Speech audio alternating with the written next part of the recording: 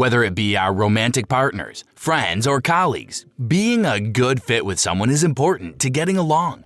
Sometimes the personalities between two people just clash a little too much for any kind of relationship between them to work. Hear me out, but that also applies to the dynamic between us humans and our pets. Having a compatible personality with your wee little furball can really bolster the dynamic you have with them. Introverted? You might prefer a quiet cat. Extroverted? You might prefer an attention-seeking, playful little monster. 1. Do cats show preference for certain personalities? We all have a preference in the type of people we like to be around. Maybe you prefer the company of those who are calm and chill. Or perhaps you prefer friends who are loud, boisterous, and full of life. Regardless, we all have our type. And no, not just in the romantic sense, but when it comes to friends as well. But are cats like us? Do they have a type of human personality they like to be around? Science would say yes. A study that was published in the journal Animal Welfare claimed that time and time again, cats in shelters were significantly more likely to be adopted by humans who have a similar temperament to them. Playful cats, full of energy, they gravitated towards the potential owners who were outgoing and seemed to enjoy interactive play. The more independent and reserved the cats, they gravitated toward potential owners who seemed quieter and low-key. 2. Can your cat mimic your personality? So, if your cat wants to be around you because they match your vibes, does that mean they might even try to match you more? And be more like you? Imitation is the greatest form of flattery after all. I can't quite believe this one myself and reread the research a bunch of times to be sure, but yes, your cat literally adopts some of your personality traits. Isn't that adorable?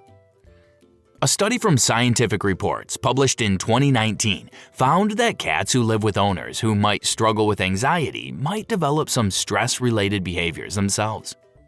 And as you can probably guess, the reverse is also true. If you're outgoing or relaxed or confident, your cat will come to reflect that and may develop a goofier, more playful mood.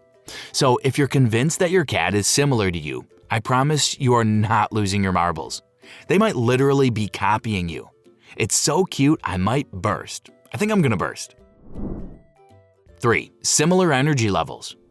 Shortly, I'll be talking about ways to tell if your cat likes your personality, beyond just mimicking you, as many of you already have a cat. Let's be honest, many of you have at least 3. But we do have followers who are looking for intel before they adopt their first fur baby. So before we dive in with that, here are some ways to tell if a cat would be a good fit for you before you adopt them. The first, and perhaps most obvious point to assess, is energy levels. The first stage in assessing compatibility is to think about your own life, because that's the world the cat will be joining, so you want it to be a world they want to be a part of. If you're an introvert, you might find living in a rambunctious houseware too much, and if you're an extrovert, you might be bored living alone. So you wouldn't want a poor cat to live in a similar state of not fitting in, would you? Cats vary widely in their activity levels, social needs, and preferred environments. For example, Bengals and Abyssinians are highly energetic and require constant mental and physical stimulation. But other breeds, not so much. But of course, they all have personal traits that go beyond the norms of their breed. When looking at possible cats to adopt, you're going to want to make sure their energy and vibes fit your own. If you like your own space, a calm life, the playful shenanigans of a Bengal might not be right. But on the flip side, if you're a lively go-getter, then a chilled Mog who enjoys their own time might not work for you. While every cat is a precious snowflake, as touched upon, their breed can play a role. Other energetic cats, rather vocal ones, are Siamese cats, while ragdolls are rather calm by comparison, but super affectionate. A quick bit of research into the specific characteristics of each breed can do wonders in helping you figure out if a possible cat's energy will match yours. 4. Similar opinions on touch. Some of us love as many hugs as we can and being at the center of a hip, happening party at all times. But some of us, we need a nice balance of alone time to recharge our social batteries. The same goes for cats. While some are basically shopping bags given how much they love being lifted up, held, and carried around, others might find that to be a little too much and would much prefer having their feet on the floor. If picking up your cat and cuddling them is something you're going to want to do, It's vital to adopt a cat that has a naturally affectionate temperament who will reciprocate. This is an especially important consideration if you have children in the house, as they might get a wee bit physical with your feline whether they're into it or not. Some cats enjoy being held and carried, while others prefer to keep their feet on the ground. If you want a cat that enjoys being picked up and cuddled, it's important to choose one with a naturally affectionate temperament. Ragdolls, for example, are known for their relaxed, floppy nature when held, whereas some domestic shorthairs may dislike prolonged physical contact. If you have children or other pets, compatibility also depends on your cat's tolerance for handling and social interaction. A skittish or nervous cat may struggle in a busy household, while a confident and friendly cat may thrive. In such a home, a skittish cat might feel a little uncomfortable. 5. Signs your cat and you have compatible personalities. Okay, so we know cats can show a preference for a type of personality, and we know that they can even mimic the personalities they like.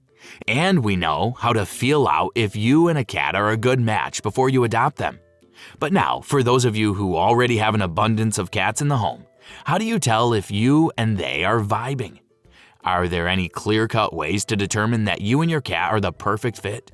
Of course, there are. Though it goes without saying that so long as you love them with all your heart, you are the perfect pet parent. After all, opposites attract, so please don't worry if none of these examples are true for you and your cat. It's that time again. It's time for a list within a list. A. They follow you everywhere. I've talked on this channel before how the kind of adorable, kind of creepy thing cats do where they basically stalk you is an expression of love.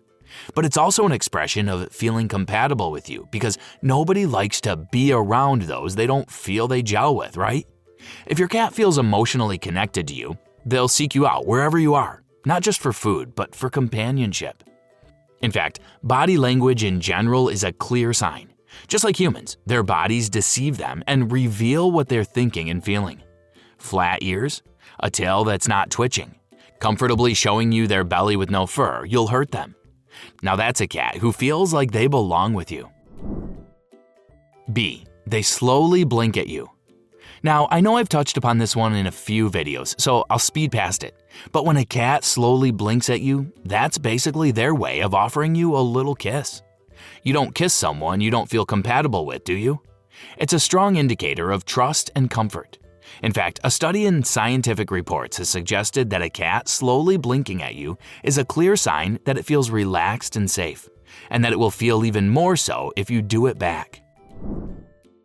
C. They sleep with you. As per usual, the golden rule is, if it makes sense for cats.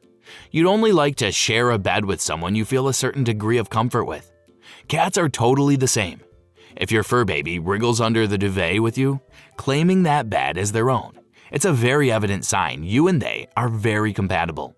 So much so, I made a whole video about it once. 6. So, how can you strengthen that bond? I've told you some signs to look out for in a cat you've yet to adopt to ensure you're compatible.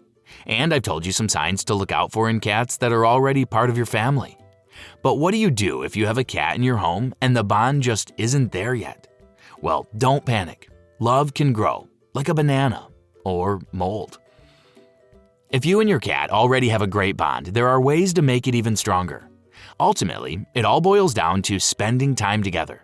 Whether it's grooming, petting, playing, or simply relaxing by their side, if you give them companionship, they will.